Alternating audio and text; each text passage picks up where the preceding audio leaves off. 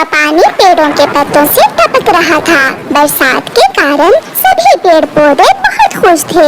ऐसे मौसम में कालू कौवे और गोरी कौवे का चाय का ठेला तो कुछ ज्यादा ही चलने लगा था, क्योंकि बारिश के मौसम में सभी पक्षी चाय बहुत शौक से पीते थे। कालू जी, अगर ऐसे ही हमारा धंधा चलता रहा तो वो दिन दूर नहीं है जब हम जंगल के सबसे अमीर पक्षी बन जाएंगे। इतना खुश होने की जरूरत नहीं है, महंगाई भी बढ़ रही है। अभी आज ही चील ने दूध के दाम 5 रुपए और बढ़ा दिए हैं। एक तो ये चील कभी मेरे अरमान पूरे नहीं होने देगी। जब भी मैं बचत करती हूँ तो वो दूध के दाम बढ़ा देती है। चलो खैर, मैं भी आज दूध में पानी कुछ ज्यादा डाल देती हूँ। अगर ऐसे दूध में पानी बढ़ाती जाओगी तो कोई हमारी चाय पीने भी नहीं आएगा। तो क्या मैं खालस दूध पत्ती पिलाऊं पक्षियों को? चिड़िया, दरवाजा खोलो, जल्दी करो। मिठू तोता चिड़िया के घर के दरवाजे पर दस्तक देता है। मिठू, क्या हुआ? इतनी भी क्या जल्दी है? चिड़िया बहन, ऐसे बारिश के मौसम में मेरा चाय पीने को बहुत मन कर रहा है। चलो हम कौवे की दुकान से चाय पी कर आते हैं। अच्छा ही हुआ मिठू जो तुम आ गए। चाय पीने को तो मेरा भी बहुत मन कर रहा था। चलो साथ चलते हैं। फिर चिड़िया और मिठू तोता कालू कौवे की दुकान से चाय पीने चले जाते हैं। ये लो मिठू और चिड़िया, गरम गरम चाय। गोरी, मेरी चाय में पत्ती ज्यादा डाल देना, थोड़ी कड़क बनाना चाय। पीकर तो देखो, बहुत तेज और स्वादिष्ट है चाय। फिर चिड़िया और मिठू चाय पीना शुरू करते हैं। गोरी, अब तुम्हारी चाय में वो पहले वाला स्वाद नहीं रहा। हाँ गोरी बहन, ऐसा लग रहा है जैसे चाय में दूध तो तुम डालना ही भूल गई हो। बहुत महंगा हो गया है दूध। तुम शुक्र करो ऐसे बारिश के मौसम में तुम्हें चाय मिल रही है। फिर शाम को कालू कौवा चील के फार्म से जब दूध लेने जाता है तो चील कौवे से कहती है, कौवे सुन लो, आज से दूध 20 रुपए किलो में मिलेगा। ऐसे बारिश के मौसम में मेरी गाय ने दूध देना बहुत कम कर दिया है। कुछ तो खौफ करो चील दी, अभी कल ही तो तुमने दूध के दाम बढ़ाए थे। लेना है तो लो, नहीं तो मेरे पास और ग्राहक बहुत है। अच्छा दे दो। हाय, मैं मर गई। ये क्या कहा तुमने? आज फिर चील ने दूध के दाम बढ़ा दिए हैं। इसका मतलब आज मुझे 1 लीटर दूध में 2 लीटर पानी मिलाना होगा। ऐसा कहते हुए गोरी कौवी दूध में 2 लीटर पानी मिला देती है।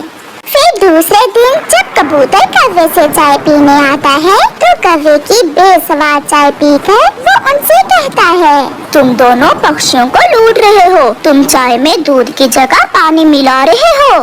ओए गंदी आंखों वाले कबूतर, चल भाग यहाँ से, बड़ा आया। मैं सब पक्षियों को बताऊंगा कि अब तुम्हारी चाय बिल्कुल फजूल की चाय है। कोई ना पिए तुम्हारी चाय। कबूतर का ऐसा कहना था कि कालू कौवे को गुस्सा आ जाता है और वो कबूतर की पिटाई शुरू कर देता है। वो कबूतर के 2-4 लगा देता है। तुमने मुझे मारा, मैं देख लूंगा तुम्हें। ऐसे कहते हुए कबूतर वहाँ से चला जाता है। घर जाकर कबूतर अपनी माँ की चाय बनाने वाली केतली साफ करता है। अब मैं बेचूंगा चाय, और वो भी पक्षियों को घर घर जाकर। मैं देखता हूँ अब ये काले कौवे कैसे पक्षियों को बेस्वाद चाय बेचते हैं। फिर कबूतर सीधा पहाड़ों की तरफ जाता है और वहाँ उसे चाय के पौधे आसानी से मिल जाते हैं। यही है चाय के पौधे, यही है। मैं यहाँ से कुछ पत्ते तोड़ लेता हूँ। कबूतर चाय के पौधों से कुछ चाय के पत्ते तोड़ लेता है और घर वापस होता है। घर जाकर वो केतली चूल्हे पर चढ़ाता है और चाय बनाकर बेचने के लिए घर से निकलता है। कई दिन हो गए, बरसात हो रही है, मैंने तो एक बार भी चाय नहीं पी। मैं भी आज कौवों की दुकान से चाय पी कर आती हूँ। ऐसा सोचते हुए बुलबुल अपने घर से निकलती है। कालू जी, सुबह से कोई ग्राहक नहीं आया। लगता है उस गंदी आंखों वाले कबूतर के बच्चे ने सबको बता दिया है कि अब हमारी चाय पहले जैसी नहीं रही। देखो देखो, वो सामने बुलबुल आ रही है। बुलबुल भी पहुंच जाती है। गौरी बहन, मैं बरसात में पहली बार आपसे चाय पीने आई हूँ। एक अच्छी सी चाय तो बना दे। कालू, इस मोटो की चाय में तो मैं दूध का एक कतरा ही डालूंगी। ऐसा कहते हुए गौरी बुलबुल को चाय दे देती है। बुलबुल जैसे ही चाय पीती है तो वो थूक देती है। छी छी, ये कैसी चाय है, ना मीठा ना दूध। पीछे से गुजरता हुआ कबूतर आवाज लगाता है, चाय चाय, गरम गरम चाय। मैं तो अभी जाकर कबूतर से चाय पीती हूँ। कालू, ये क्या किया इस गंदी आंखों वाले कबूतर ने? अगर ये चाय बेचेगा तो हमारी चाय कौन खरीदेगा? अब तो हुआ धंधा चौपट, ज्यादा के लालच में हम थोड़े से भी गए। चाय चाय, गरम गरम चाय। रुको रुको कबूतर, इधर आ जाओ थोड़ा मेरे छाती के नीचे और मुझे एक कप गरम गरम चाय का दो। मेरी चाय पीकर आप सब काले कौवे की चाय को भूल जाओगे। फिर कबूतर तोते को एक कप चाय पिलाता है। सच कहा दोस्त, ऐसी चाय तो कौवों ने कभी भी नहीं बनाई थी। मैं दूसरे पक्षियों को भी बताऊंगा कि तुम्हारी चाय में कोई बात है। कबूतर आगे बढ़ता है। फिर ऐसे कुछ दिनों बाद कबूतर जंगल में चाय की दुकान बना लेता है और साथ में गरम गरम पकोड़े भी। वो हर एक टेबल पर छाता लगाता है और सब पक्षी बरसात के मौसम में कबूतर की चाय और पकोड़ा बहुत पसंद करते हैं। कबूतर भैया, अब आएगा मजा बरसात का। गरम गरम चाय और गरम गरम पकोड़े। दूसरी तरफ कौवे बैठे मक्खियाँ मार रहे थे और उनके पास कोई भी पक्षी चाय पीने नहीं जाता और उन्हें लालच की सजा मिलती है। कालू कौवे ने 2 शादियाँ कर रखी थी, मगर उसका किसी को पता न था। और तो और उसकी दोनों पत्नियों में से भी किसी को पता न था कि उनके पति जी ने 2-2 शादियाँ की हुई हैं, क्योंकि कालू कौवा बहुत शातिर था। कालू जी, ये कैसा बिजनेस है जिसके लिए आपको 5-5 दिन दूसरे जंगल में जाकर रहना पड़ता है? मेरा बड़ा व्यापार है। अगर काम ऐसे ही चलता रहा तो मैं एक ना एक दिन जंगल का सबसे अमीर पक्षी बन जाऊंगा। अच्छा, अब जल्दी से मुझे खाना दो, मेरे धंधे का समय होने वाला है। फिर उसकी पहली पत्नी गौरी कौवी उसे खाना देती है। कालू खाना खा लेता है। अब मैं जा रहा हूँ और मैं 2 दिन बाद लौटूंगा। ऐसा कहते हुए कालू कौवा घर से निकलता है। नदी नालों से उड़ता हुआ पहाड़ों की दूसरी तरफ कालू कौवा अपनी दूसरी पत्नी के पास चला जाता है। कालू जी, ये क्या, तुम 2-2 दिन गायब रहते हो, कहाँ गए हुए थे? पिंकी, बताया तो है, मेरा बिजनेस ही ऐसा है, कभी यहाँ तो कभी वहाँ, मुझे काम के लिए आना जाना पड़ता है। चलो अब बातें ना बनाओ और जल्दी से मेरे साथ चलो। मगर कहाँ? मुझे अपने लिए कुछ मेकअप का सामान लेना है। मैं साथ जाकर क्या करूँगा? तुम अकेली ही चली जाओ। तुम कभी भी मेरे साथ घर से बाहर नहीं जाते। मैं पत्नी हूँ तुम्हारी, कोई गैर थोड़ी हूँ। आज तो मैं तुम्हें साथ लेकर ही जाऊंगी। क्या बताऊं पिंकी, अगर पकड़ा गया तो गौरी मुझे बहुत मारेगी। क्या क्या? कुछ नहीं, चलो चलो, मैं चलता हूँ। फिर पिंकी कौवी, जो कालू जी की दूसरी पत्नी थी, कालू कौवे को साथ लेकर शॉपिंग करने चली जाती है। वो सीधे जंगल के बाजार में जाते हैं। पिंकी एक दुकान से कुछ चूड़ियाँ देख रही थी और कालू जी पीछे खड़े इधर उधर देख रहे थे कि कहीं कोई उसके जानने वाला न आ जाए। फिर कालू कौवे को अचानक थोड़ी दूर कबूतर नजर आ जाता है जो उसकी तरफ ही आ रहा था। अरे ये कमबख्त कहाँ से आ गया? ये तो सीधा जाकर गौरी को बताएगा। फिर क्या था, कालू कौवा जल्दी से वहाँ एक पेड़ के पीछे छुप जाता है। पक्षी, क्या लाल रंग की चूड़ियाँ हैं आपके पास? हो, लाल, हरी, नीली, मेरे पास सब रंग हैं। भाई जी, क्या अपने लिए चूड़ियाँ खरीद रहे हो? नहीं, मेरी पत्नी ने शादी पर जाना था। अभी अभी उसने मुझे फोन किया है कि आते हुए उसके लिए लाल चूड़ियाँ ले आऊं। अरे ये कालू कहाँ चला गया? कालू कहाँ हो? कहाँ चले गए तुम? कौन कालू? आप किसे देख रही हैं?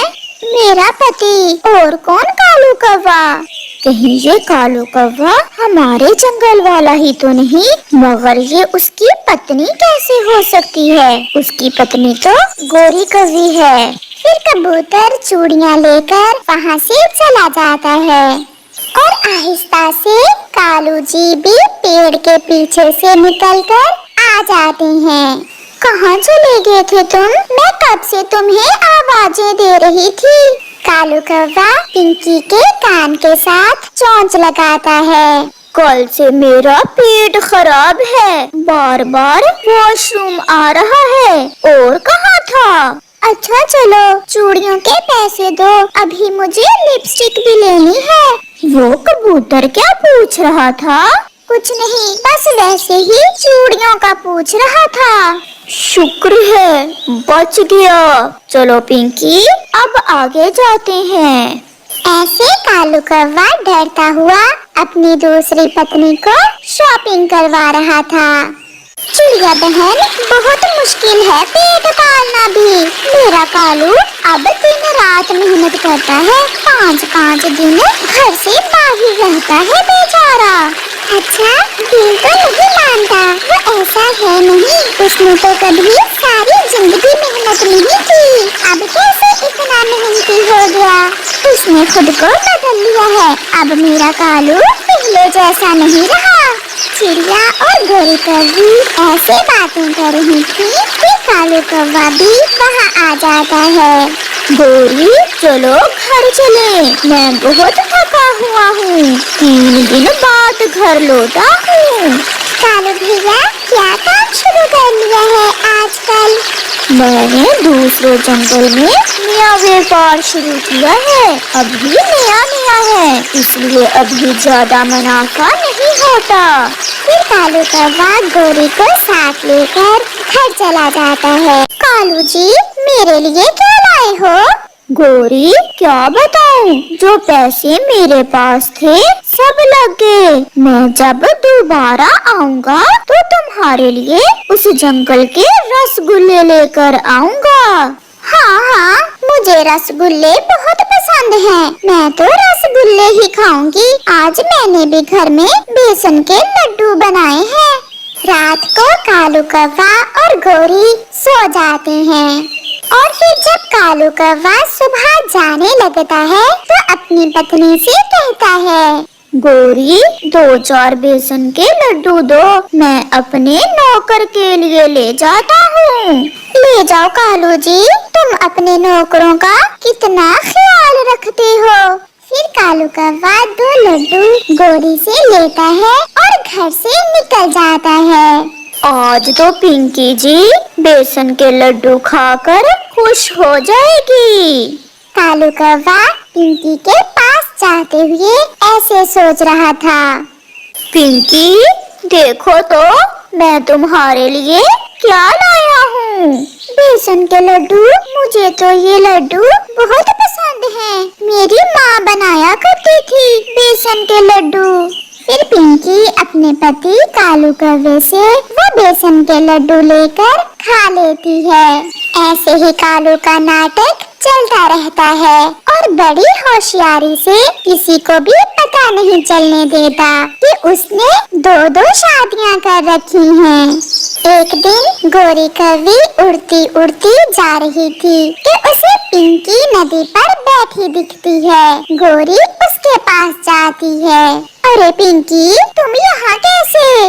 गोरी, मेरी पुरानी सहेली, मैं तो इसी जंगल में पहाड़ों की दूसरी दिशा में रहती हूँ। क्या शादी कर ली है या नहीं अभी? हाँ, कर ली है, अभी अभी थोड़े दिन पहले ही मैंने शादी की है कालू कौवे से।